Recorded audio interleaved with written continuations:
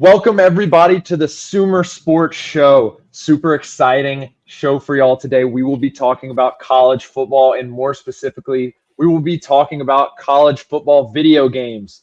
Which dynasty should you pick to start off when you get the game in your hand in mid-July? To answer these questions, we brought two college football experts at Sumer Sports onto the show. First, at Stats of War, Parker Fleming, college football expert. How you doing, Parker? I'm doing great, man. I'm really excited for this episode and excited always to talk ball with you and Quinn. Yeah, and also joining us again, Quinn MacLean, another great college football expert, Oregon fan. How you doing, Quinn? Great. Thanks for having me on. I'm excited to talk with you and Parker. Yeah, and for all those, Quinn just got married, and then he's coming right back and joining us, hot off all the good feelings, coming in fresh, ready to talk some college football. So, guys, what we want to bring to the people today is obviously, you have great storylines with a lot of cool college football teams. You have a lot of excitement going into the new college football game. You have NIL, you have recruiting, a lot of cool things to do in that game. But obviously, us as analysts bring an interesting point of view because not only are we trying to project how well these teams succeed, we're also trying to help the coaches and players do better on the field. And a great way to proxy that out is by simulating things. And so when you look at something like a Dynasty Mode, it's really interesting to kind of pick out which teams project out really well or which players project out really well and who will succeed in the years coming. And so I think to start off, Parker, I'd love to hear who you would pick as the best Power 5 school to rebuild in college football 25. Yeah, so this is kind of a fun question, Sam, because it really puts meat on the bones of the question of like, what's the best job in college football? Like, what do you want to take?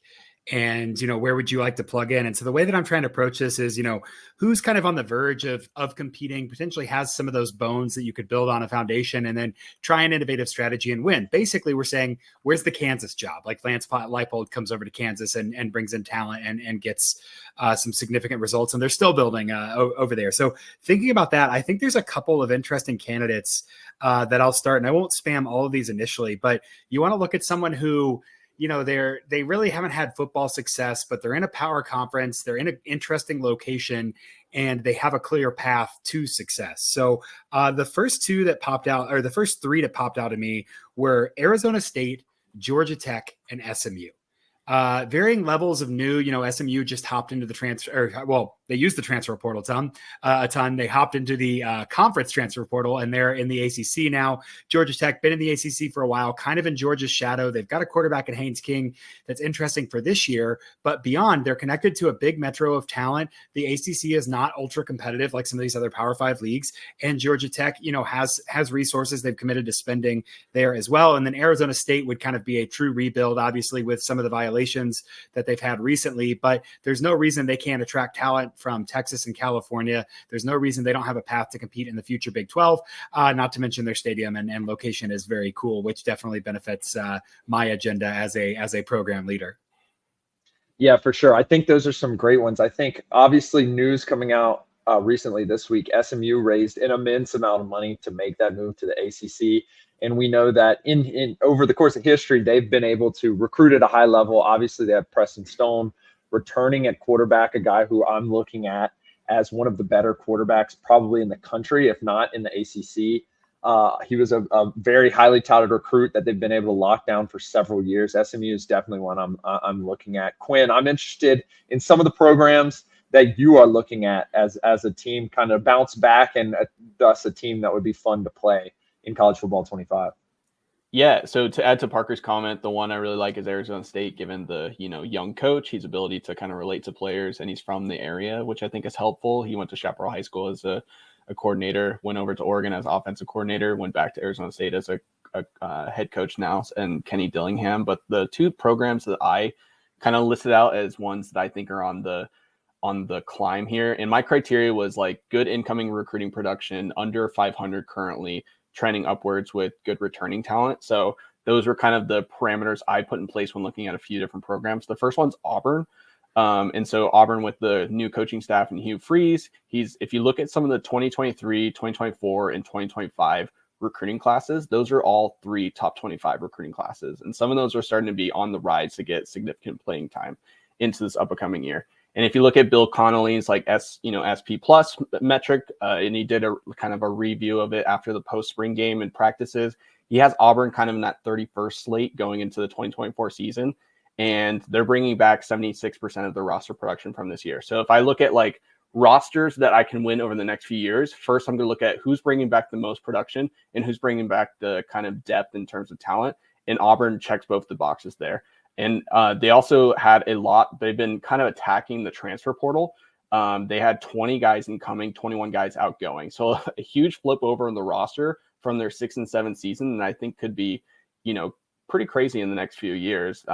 They're bringing Jair Shorter from North Texas, who's had good production at North Texas the past few years. Caleb Burton, who's kind of stuck behind the wide receiver depth chart. Ohio State could have a breakout at Auburn. So I'm pretty excited about what they're kind of bringing from transfer, the recruiting process, and some returning production. I feel like that 3 cogs of those wheels could be a pretty poignant Auburn team for the next coming season. The one's a little bit of a wild card for me is Michigan State. They were 4-8 last year, but they're bringing in Jonathan Smith, who has ability to kind of develop talent with scarcity in terms of recruiting resources. He's had a really good offensive line at Oregon State.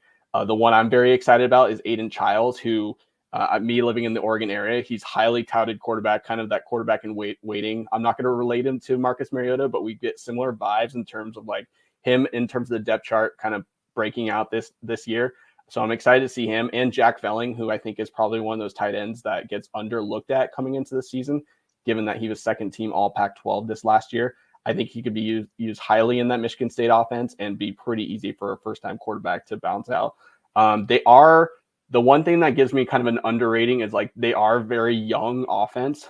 Bill Connolly has them 125 in the offensive SP plus into this, but they're 30th in defense. So if you think about that Michigan State returning most of their defensive stuff, and you add in Brian Lindgren, who's like a really good offensive coordinator, he's been a twice Broyles winner. I think they could do some damage. And I think why I chose them too is given that Michigan has a lot of turnover in terms of their roster and coaching staff. If Michigan State gets an early win against Michigan, I think that could have them on the rise in terms of recruiting for future years. So those are my 2 teams that I think are kind of on the up and up that I would target to build a dynasty around. I love that, Quinn. I kind of had a couple parallels there where, I feel like Auburn is kind of ascendant. Arkansas has been, maybe on a downward slide a little bit. And so the question of, can I take over and build something here? Same with like Mississippi State, for instance. I think a really hard path. And I don't know about you guys, but I'm never one to set the difficulty to, freshmen and just go 12-0 every year. Like I want to play hard. I want to difficult. I want to lose games. Like I want to lose recruits. I want to build the system up. And so an SEC team absolutely gives you that very, very difficult path, kind of similar to Michigan State, where your rivals had success and there's an opportunity to build though with some turnover. You look at UCLA, they're in access to more talent than basically anybody outside of Texas and Florida, right? Haven't really built a culture of football, so there's going to be buy-in that you have to do really there to get work with the boosters and the fans to build up. But your rival across town, USC, just lost a generational first round quarterback and has some questions on the defensive side coming in a new conference. I think that's also one where you're going to have a harder path at UCLA, but they're really interesting to kind of build up as well. If you're into that tier of teams that have never, in the modern era, haven't really gotten to that successful playoff run, could you build them up? I think that's an interesting one as well. Yeah. And Parker, UCLA, obviously, historically coming from the tradition of John Wooden and had to throw modern era in there before I said anything crazy. Yeah. And historically, they're a great basketball program, and have been through the ages, even to the days of like Jaime Jaquez and some of the recent moves that they made. And that's always been something that I'd been excited to do in NCAA football games, which has been like build up these programs that have great basketball teams and build their football program up in tandem. And so that's why I was looking at Syracuse. And so similar to Quinn, I had a pretty similar criteria, a legacy conference member, someone who's been in a Power 5 conference for a while, had to have lower than a 500 record last year. Another one that I also added on top of Quinn's was that they can't have a crazy good player that was already on the team. So that's kind of what X'd out Georgia Tech for me, is like, I thought Haynes King was a very, very good player, and thus you could kind of, the logic is you can jump. Syracuse is very interesting. They're sitting right at about 7.5. on their preseason win total, according to the Vegas odds. When I looked at some things like, they have not the highest strength of schedule in the ACC. What I really honed in on, though, and why I think they'll be really fun to play in, the season 2024, game 25 year. I've always been confused about that, of why it's like not, college football 24 and Madden 24, but not gonna test it too far. Is their transfer class. Obviously, Fran Brown coming in as the new head coach. He was the number one recruiter in the nation while he was at Georgia. He comes from kind of a Matt Rule tree as well. Was the assistant head coach at Baylor during his time there when they had the big years under Rule. And they're bringing in Kyle McCord, who is an interesting character, in Ohio State and Big Ten lore now, given he kind of transferred away from a program that was going to be in title contention every single year. He was throwing Marvin Harrison Jr. He was 8th in ESPN's QBR. ESPN's QBR is adjusted for, quality of defense and strength of schedule. So he's obviously a pretty good quarterback at the college level. Obviously, yet to be seen if he's like an NFL type talent, but we'll see if that can transfer over. And there's also a lot of other transfer talent coming in. Fadel Diggs, certified starter at A&M at the D-line position. I think he's going to be a big impact player in the ACC. Looking at some younger transferred, Zeke Haynes coming from Georgia, certified 4-star, a guy who's moving closer to home.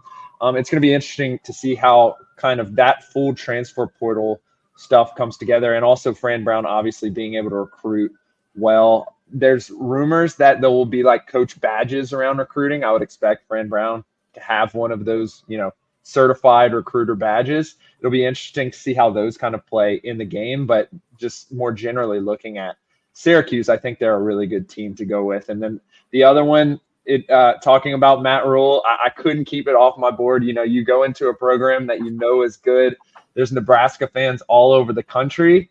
If you're even remotely a Nebraska fan and thinking about old times, I think this is probably the year to play out the dynasty in college football.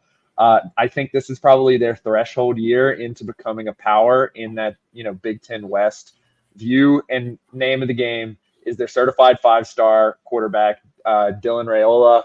His dad won the Remington Award at Nebraska. He's a Nebraska legacy. And now all indications, at least latest depth charts that I've looked at, have shown that he's looking to come in as a powerhouse freshman, make the difference for Matt Rule, and turn that program back into the black shirt Nebraskas that we know and love. What are y'all's thoughts about that, guys?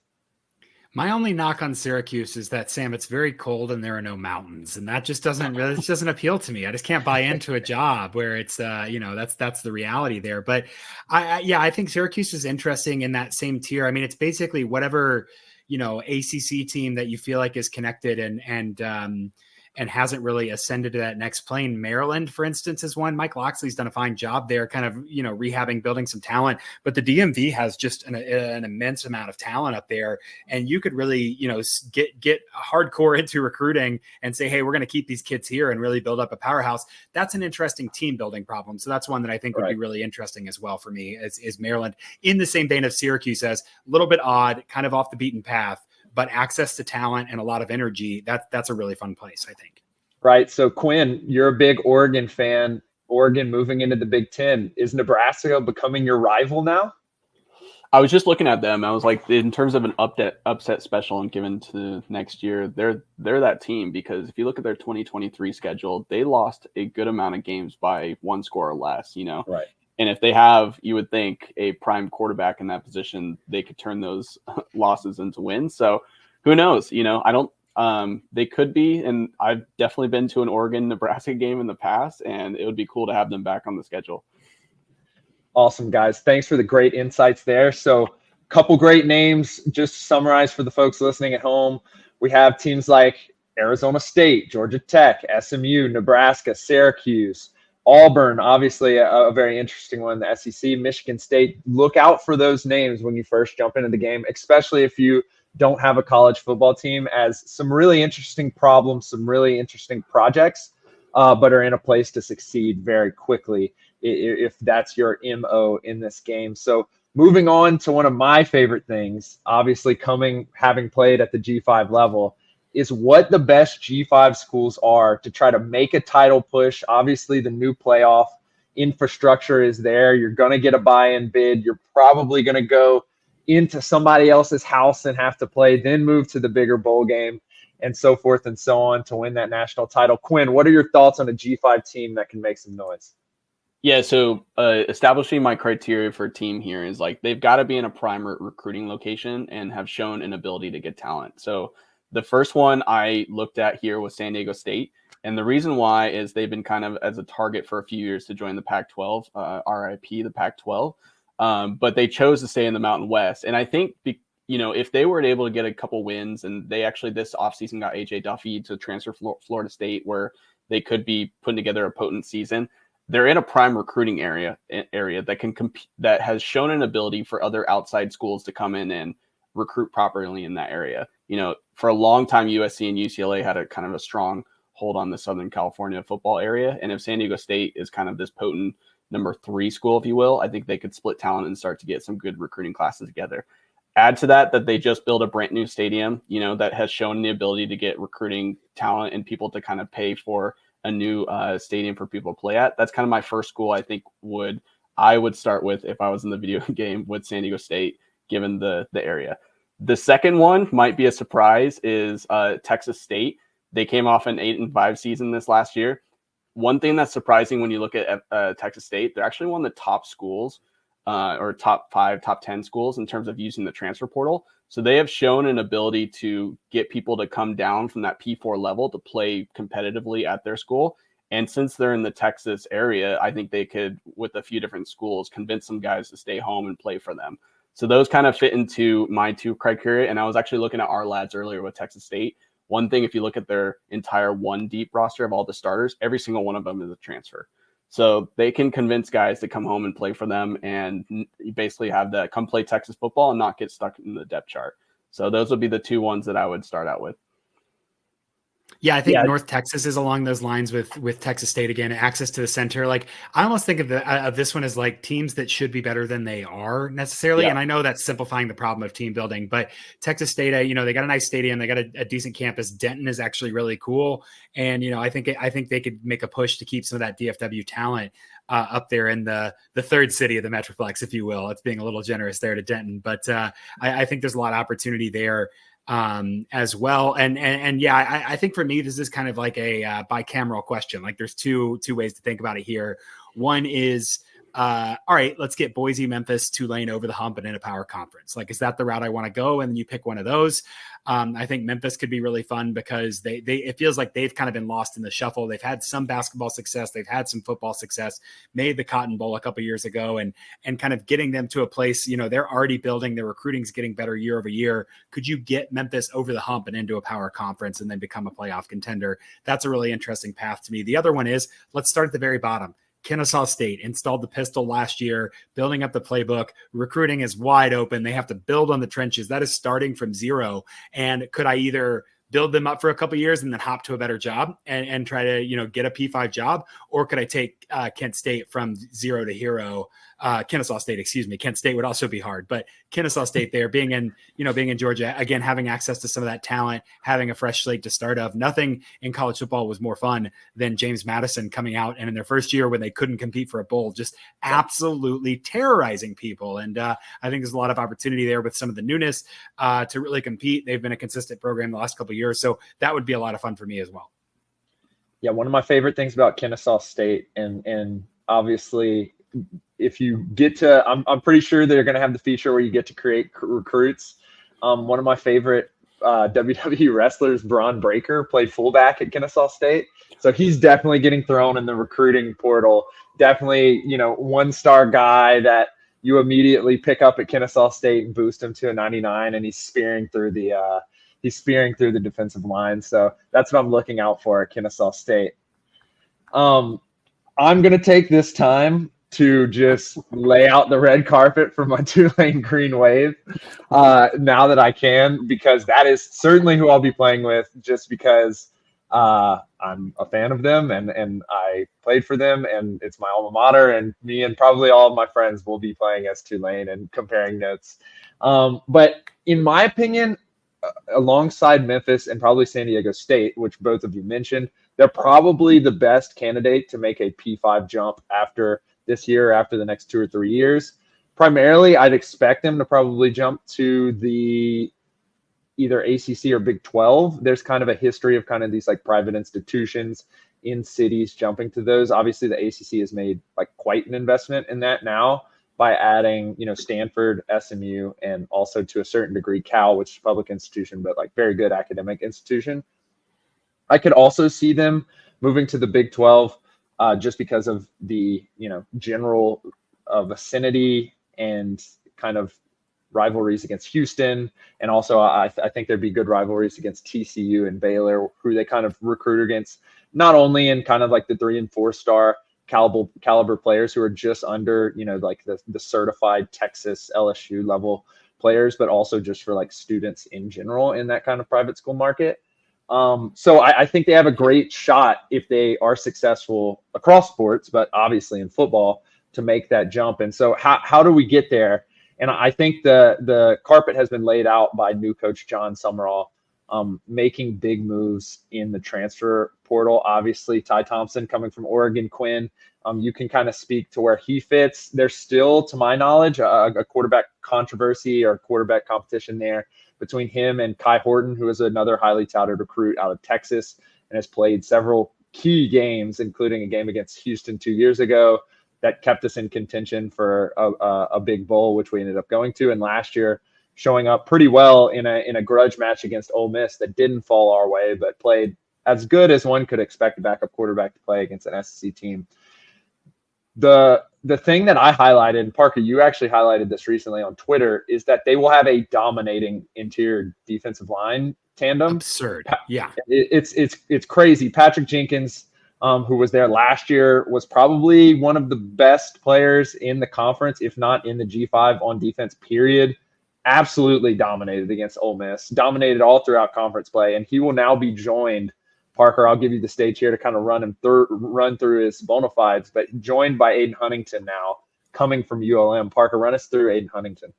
Yeah, the thing that stands out about Huntington there, Sam, is that he basically leads the nation in returning pressure from the interior defensive line. And so, that sounds like a little bit of qualifiers and all that, but just saying a guy who's super disruptive, 13.2% of his pass rush snaps last season from the interior defensive line resulted in a pressure. And so he's up there. I think Patrick Jenkins was at 9.8, a little more versatile, can play inside, outside sort of stuff. And then don't sleep on Cam Hamilton as well, 11.2% defensive inside pressure. So again, you get a guy like Summerall who has really, really good defensive structure at Troy, plays a very the brand of football, I believe that, like Iowa kind of specializes in of let's do the defensive side of the ball well, let's get the special teams in the margins with some offensive upside with some of the guys that Tulane has there on offense. So I think that's a lot of fun. You've got good bones. You're angling maybe for a package deal with Memphis into the Big 12 or the ACC there long term, and then trying to compete in and out. That's a job that's really interesting because of the access to talent. I don't know if this is super well known, but TCU and Baylor for a long time kind of made hay on Louisiana recruits. Gary Patterson has his hands, deep into the Louisiana recruiting well, and built up some of those players. So again, that's an issue of building some credibility, getting some guys to stay home, and kind of greasing the pipeline. And they've done a great job. I mean, they do camps with LSU and right. Louisiana Monroe and Lafayette. Like those guys have all been good about, hey, we're gonna let's keep Louisiana recruits in Louisiana. And so insofar as that's worked, that's been a good idea. But I think that's an interesting job, not just for the angle of getting into the P5 program, but saying, hey, you're a little bit off the beaten path again with the academics and being a private institution, but you have just, some of the best talent in the country there in Louisiana. How can you create an identity that entices recruits to stay and then overcomes the obstacle of, the relatively limited resources being outside the P4 and having, such a slim margin to get in the playoff consistently? Right. And an interesting portion, obviously, as negotiated by now Nebraska, former Washington, then Tulane AD of Tulane's schedule is you'll be, as you're hopping into this game mode, you'll quickly notice they're playing Oklahoma and Kansas State back to back. Kansas State will be in New Orleans. The Oklahoma game will be in Oklahoma. And so that's kind of the hump, I think, like realistically, maybe not necessarily in the game, because if I remember from 2014, like basically if you were, not a Power 5 school, you basically had to win every single game to even get remotely in the top 5. Don't know if the algorithm or the way that it figures out now will end up doing that in its proxy of the ever predictable, sarcasm included, the ever predictable college football playoff committee. Obviously, it was a little bit more black and white in the BCS days. But I think realistically, if they pick one of those games up and roll through American Conference play and obviously beat Louisiana Lafayette, who they're also playing, who has been a pretty good program in that area recently and has a good quarterback, I think they can make some noise in trying to grab that 12 seed or fitting into like a 7 seed and having some interesting things go on and maybe playing their hand like they played against USC, getting a win, moving on to a bigger bowl. It's just interesting. Realistically, you never see G5 schools play unless they're like 2 certified bye games of like a Sam Houston State who's having to spend extra money to get into, the FBS ranks. You typically don't see 2 G5, P5 like highlighter circle that on the schedule early season games. And it's really cool that Tulane has done that. Obviously, much to the detriment probably of their record and of the fans like me who just want them to win every single game so I can be happy on Saturdays. But just more generally, and the fact that those are probably going to be 2 ESPN or ESPN2 or ABC games, national televised. I think they're both scheduled for the afternoon. It'll be interesting. And more generally, guys, I just like on the general, now that we're talking about it, do you expect, given where we are now, to see more games like that? Given, the transfer portal is something new, given that there is a spot at risk that you can probably lose a game and still sneak in to the playoff, or if you're a Power 5 team, it probably, if you get upset, you still have kind of that backdrop of having 12 teams. Quinn, do you think that there actually may be more games like this scheduled in the future or no? Yeah, I think so. I think, we've got a consolidation of conferences. So we have, obviously more at the P4 level that we're looking at. And I think that adds to a lot of different levels of competition that we'll be watching. And B, it's now that we have that expanded college football playoff with 12 teams, like we're going to have to see a G5 team into the college football playoff, a relatively competitive one. So circling those top maybe 5 to 6 teams at the G5 level that have which we kind of do inherently every single year of like, I think we all started when watching Boise State against the Oklahoma game. I think that kind of kicked off the era of like, who's next? Who's the next Boise State game we're going to watch year in, year out? For a couple of years now, it's been Tulane. It's been Memphis in past years.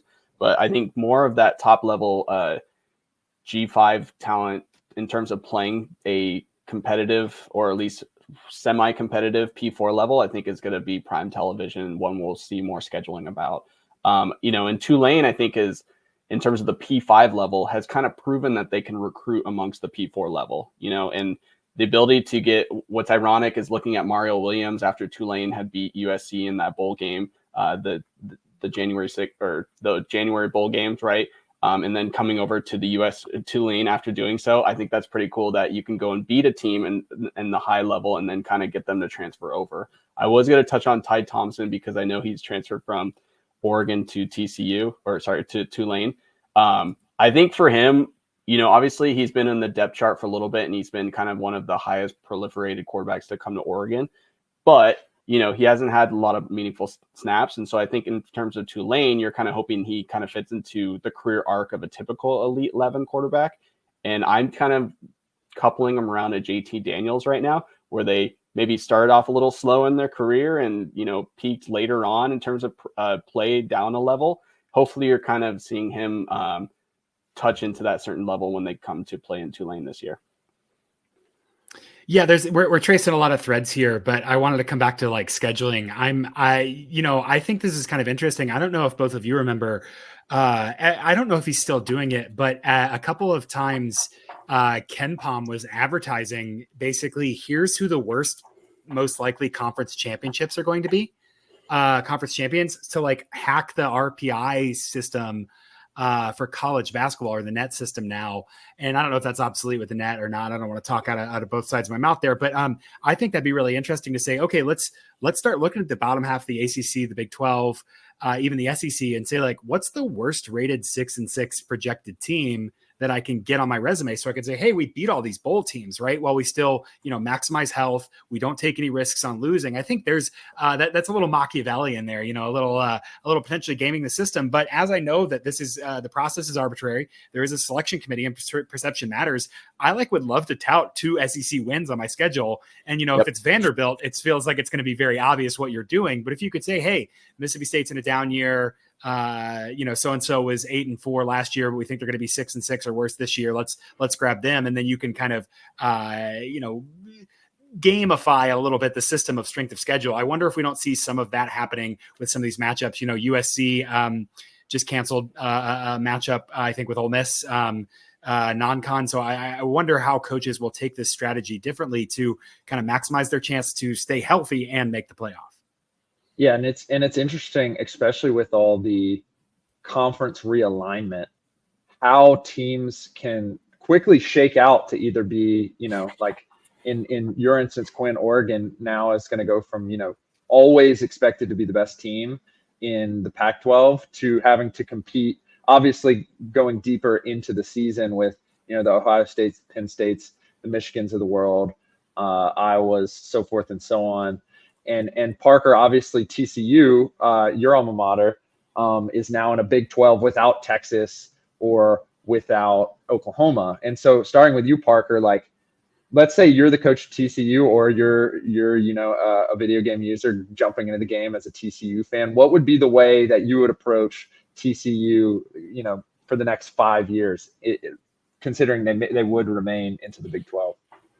Aside from some sweeping personnel changes, which you don't have to get into, I think that there's, a couple foundations as well. Looking at what TCU has done historically, knowing that talent in Texas is getting increasingly poached.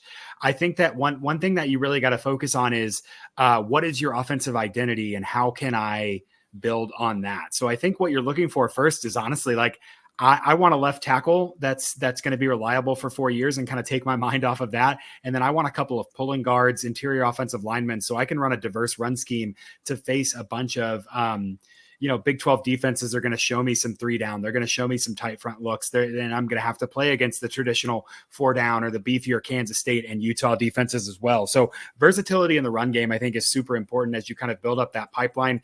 Remember Nick Saban, I think Alabama, before Nick Saban got there, had taken 4 blue chip linemen in the prior 4 years. This is fuzzily remembering a tweet from like 2 years ago. So don't check my math exactly, but I believe he took like 9 in the first year and 6 more in the second year of blue chip linemen. So, insofar as you can get some of those fringe 4-star guys on the line and start to populate a 2 deep of really, really strong trench play, you have all the skill talent. I'd much rather have a roster full of 4-star linemen and find those 3-star pieces at the skill positions to complement them than the other way around, which I feel like is what, TCU is kind of operating here. And then of course we're taking quarterbacks every year. We're looking to build up our room, but we're always taking swings on transfer quarterbacks. Somebody want to come home. Somebody want to build us up. I feel like with that foundation and the wealth of 3-star talent in the DFW Metroplex, you can really toe a line between high school recruiting and managing the transfer portal in a way that helps you have an identity and build towards consistent success. Yeah, and talking about that lineman kind of talent, obviously, Quinn, Oregon last year had a powerhouse line and probably one of the most impressive lines, if not in Pac-12 history, at least in recent Pac-12 history, and really had the ability to push a lot of people around. So you're jumping in, you're losing, a Bo Nix. You have a Dylan Gabriel and you have a Dante Moore coming in. Obviously, Dante Moore kind of more the quarterback of the future. Dylan Gabriel has proven himself across multiple kind of spectrums now, both in the Big 12 and in the American Conference. What's your kind of outlook for how you would approach Oregon jumping into college football 25? Yeah, I mean, I think we're starting to see a trend in terms of college football to kind of build a more proliferate 2 deep at the quarterback position. You're seeing some of these big schools do it, such as like, Georgia building with Carson Beck and Rashada as the QB in waiting. I think more of these schools are starting to recruit a few different into the future. And I think it used to be where, with the transfer portal and college recruiting, you could see how good is my recruiting class for years to come and start to fill in the gaps for that. Now it's, what can I do to win today knowing I have a powerhouse in recruiting? And I think that's where the Oregons, the Georgias, the top schools is like, they know they can get talent in terms of it. Let's see how they can shine in terms of the depth chart and get early playing time. But if these guys are not shining after early spring practice, let's see how we could fill it pretty quickly within the spring portal. And I think that's where they showed to do so. An example being is, this spring, Oregon had a little bit of they had a few guys transfer out at the defensive line, and they went and immediately attacked that in terms of like recruiting talent in the spring portal to fill in a gap at run defense, which, had some guys go to the draft. So I think that's where you can build from a roster building philosophy. One thing I was going to kind of point out there as a question is like with the G5 and the P4 is like, I think it gets into this interesting scheduling optimization problem, right? Like how do you schedule to best, if you're not like slated as a team that's going to win your conference and it's maybe a weaker conference, like how do you schedule to optimize your challenge or your ability to get into that 7 remaining at large bid role in the 12 teams? If you're a P4 school, like, do you start to get more defensive in your schedule, and knowing that conferences are getting bigger, you don't schedule as many non-conference games? Or are you a P4 school and you start to get more aggressive? And I think we can kind of look into college basketball and how some of these big or smaller schools have looked in terms of scheduling. I kind of point out Wichita State, University of Oakland. If you look at their schedule at the beginning of the years, they started to beef up their schedule with a lot of these bigger schools in terms of who they're playing, so that they know they're going to run the table in terms of their conference, that it helps them a little bit better in terms of seeding when you get into the NCAA tournament. Do you guys think that you'll see some of that in terms of like the G5 schedule? I'm interested to see what you guys think on that. I think that's really interesting. And my prior on that, Quinn, is that like, because college football has so few games and because the physical nature of the game is dramatically different than basketball, for instance, the injury probability gets so high. And so there's also kind of that implicit assumption of like making the playoff is not enough. You want to make the playoff healthy. When you're at the top of your development cycle, you look at teams that are non-traditional blue bloods, look at TCU in 2022, for instance. They got some fumble luck. They had a talented team and they stayed healthy the entire year. And so, you're going to see that, I think, because you're going to have to win 2 or 3 more games to even compete for the national championship. Now, if you make your conference championship, even I was on a podcast yesterday talking about, if you're Ole Miss, are you okay missing the SEC championship? That's basically an extra bye, right? If Alabama and Georgia have to play another game against each other, you're still going to make the playoff. Like, wouldn't you rather not compete for that and then have a chance to be fresh for the playoff? I think those kind of considerations are what we're going to see. Yeah, and it's interesting coming from the G5 level because they're obviously, I always go, Parker has a great quote here where like the goal in a college football season is to beat your rival and win your conference. Like that should be the goal. And you bring up an interesting point there, Parker, like we now have a situation in the power conferences where it's like, would you rather win your conference or get a shot to win the title? And, all good things kind of fade from time to time. And maybe that's just a sign of the times, or maybe it's more interesting, but at least for the group of 5, I think you basically have to win your conference. Like there's no real way that you can kind of skate by not winning your conference. Not that there ever was previous to this. But what I think is really interesting, and I'd really like to highlight that, like, this has become a question of humanity because of the way that we operate the college football playoff. And so it'll be interesting to see that, like, last year, Liberty got in because everyone looked at Liberty and was like, oh, they're undefeated. And there's not really any other G5 team who has the resume and is undefeated and has Caden Salter on their team, et cetera, et cetera, et cetera. But I'd almost be interested now that it's 12 teams and you'd have to win 3 games in order to win, if it even makes a difference in the college football playoff people's mind, to be like, oh, well, SMU will actually have a more competitive game.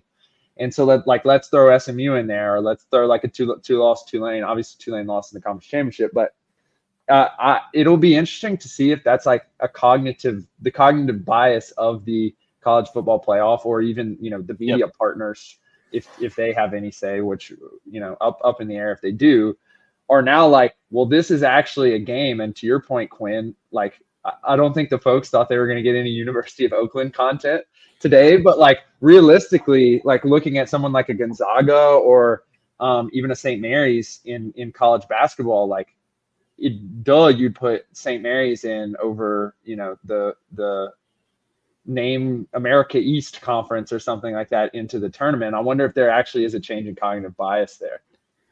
And the other thing to think about with the scheduling as well is, for instance, let's say Georgia wins all of their games and they're playing Georgia Tech on Friday afternoon after Thanksgiving, or whether that's Saturday or Friday, I don't remember. And Georgia Tech's 4-7, right? Like, or 5. Let's go. They're 5-6, right? They're playing for bowl eligibility. Georgia doesn't need to lift a finger. They probably don't need to lift a finger to beat them. And there's some pride there that they definitely want to do. But if they know they've got to play Alabama or Ole Miss next week and then win 4 more games to win the national championship, the incentive structure there is extremely skewed. Now, I don't think that Georgia's going to lay down and let their in-state rival beat them per se, but I think there's marginal considerations about health and strategy that are going to be a non-zero factor for these coaches and these programs as they look and say, hey, man, it'd be really nice to tweet out the score and get a bunch of likes, but like, this game doesn't matter for our aspirations of winning a national championship, and we need to stay healthy and we need to make the right decisions.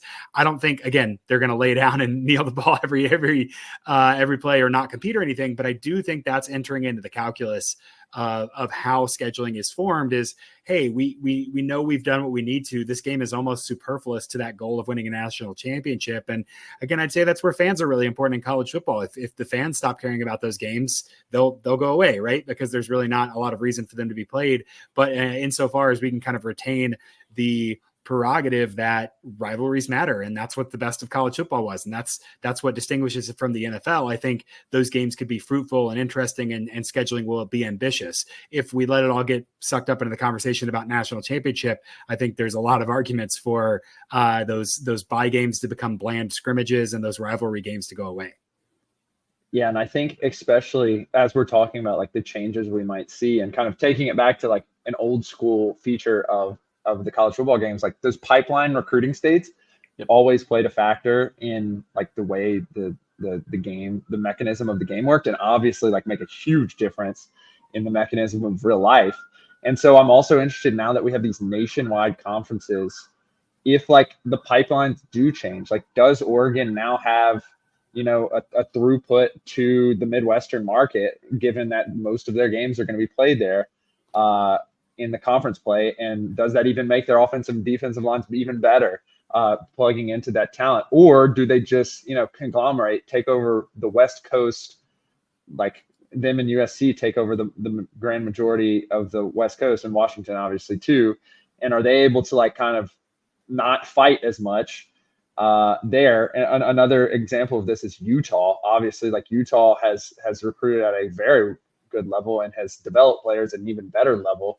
Like, is that now increased given that they can access that Texas market through the Big 12? And so it'll really be interesting to see how that kind of lays out. And so moving into kind of our final topic, and as we're going down the funnel here, we're going from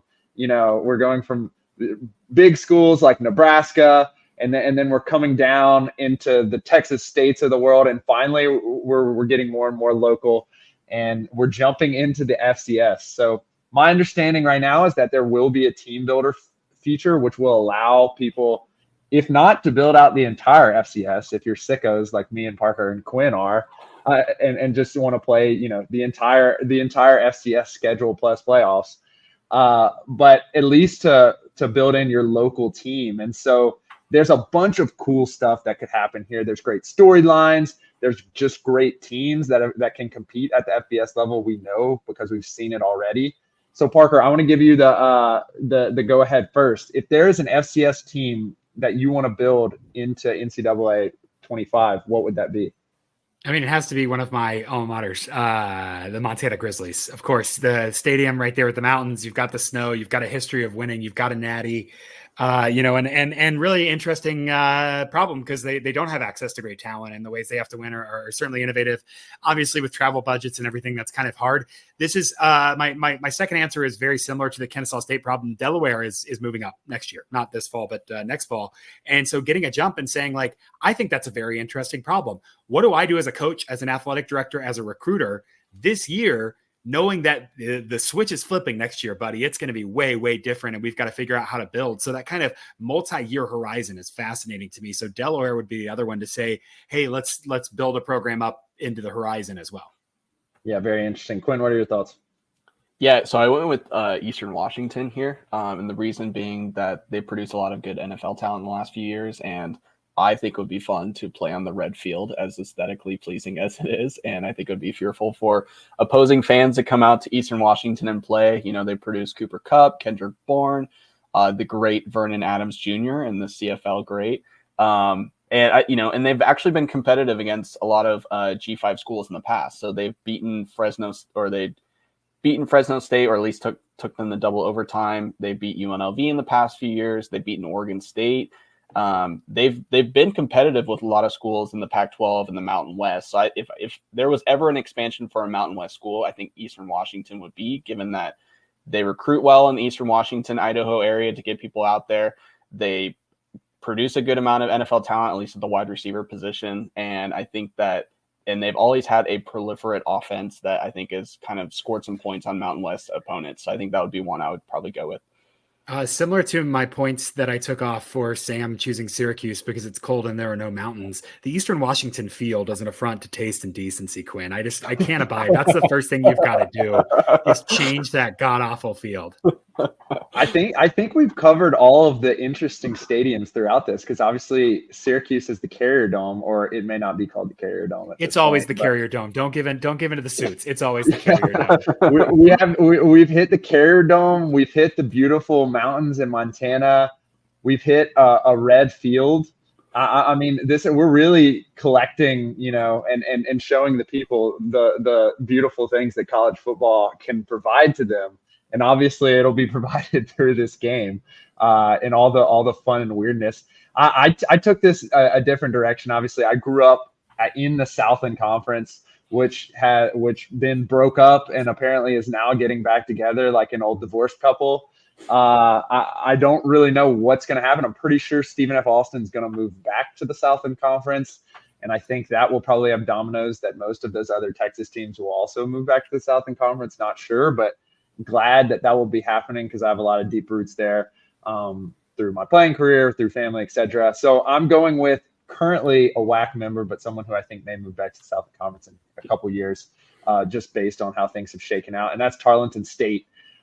They have an upset alert versus Baylor. Last year they played Texas Tech, did not go super well, but it was their only game that was even remotely that was remotely out of the question that they were going to win. Both of their losses were extremely tight. They're number 19, and they're also just a good story. I mean, this is a team that moved up to FCS 3 years ago, guys, and immediately started winning. And so why not just keep the party going, move them up to the FBS, send them into the American Conference or send them into Conference USA, and see what will happen. And maybe they're competitive, and obviously if I'm controlling them, they'll be competitive because I'll probably be running the triple option or something crazy like that. But just a great story. And also they're facing off against the McNeese State Cowboys, my Lake Charles own McNeese State Cowboys, in the first game. So we'll be watching that game. The second one that I also thought was interesting was Villanova, because kind of quietly Villanova has built a college football powerhouse in the FCS of recent, has dominated their conference, lots of winning seasons, and no one really, thinks about it or knows about it. Obviously, probably not as good as, the big Midwestern or Missouri Valley or Big Sky teams. But they've won a lot of games in recent years. And I think it'd be a great journey kind of in my head to take them from an FCS team, move them into the American Conference, where they can then battle with their crosstown rival Temple. Great rivalry there, that kind of in Philly. They can battle it out, go for that AAC championship, and then 2-3 years into the dynasty, move them into the ACC, and they're back. I'm bringing it all the way circle back into the Carrier Dome, going into their rival where so many great Villanova-Syracuse basketball games have been played. Now we have, Syracuse, which we built up, playing Villanova that we built up, and it's going to be a fantastic game in that dynasty. And moreover, it's just a very interesting area of the country that typically doesn't have football powerhouses in the Northeast, and it would be interesting to see, how you work with recruiting against Penn State, how you work with recruiting against Maryland, as you said, Parker, how you recruit New Jersey and New York. Just think it's an interesting problem all around. Yeah, I'm sensing a theme with some of the schools we've selected in terms of ones that we want to get into the football promised land. They're all primarily you could think of as blue blood basketball schools, right? That we know the funding is there, that we want to have the football program to be equal in terms of the basketball program. I think it's, something that we all strive to have, like a powerhouse in all aspects of sports, and be a well-rounded school. So I think it's interesting to see that play out. Sorry, I was around a rabbit hole there because I'm pretty sure Villanova on one of their teams that went to the championship had a back who was awesome, who ended up playing MLB baseball for a while. Vaguely remember that a running back who was kind of all purpose. They were running like the Wildcat with him. And I'm pretty sure he played for the Cubs for a little bit. Yeah, that was also an interesting thing. I don't think they're going to have the piece where you can like throw people into Madden anymore. But if you could build an FCS team, it would be awesome to like see if you could get a guy to become the first pick.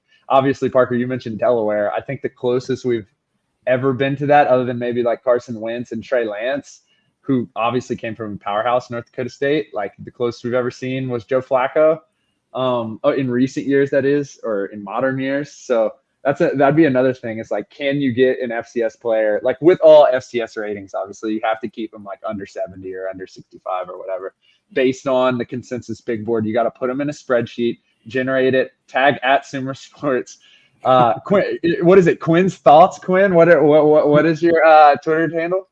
@Quinn's Wisdom. Yeah, @Quinn's Wisdom, @StatsAware, and @Bruchhaus Sports, and we will diligently review your ratings for your players and your team builder. But overall, guys, this has been a really fun podcast. I think we've gone, like I said, all the way from the tops of the P5. We've talked about scheduling. We've talked about some of the new challenges, all the way down to, the Montanas, the Villanovas, Tarleton States, etc. of the world. And I love when we can cover everything. And I think there are no two better people to cover all of the weirdness, wackiness, zaniness, analytical problems, and organizational problems than Quinn MacLean and Parker Fleming. And from Sumer Sports, @StatsAware, @Quinn's Wisdom, @Bruchhaus Sports, thank you so much. And we're excited to jump into this season full of NFL football and college football. Follow us @Sumer Sports. And from all of us, have a good one. Thank you so much.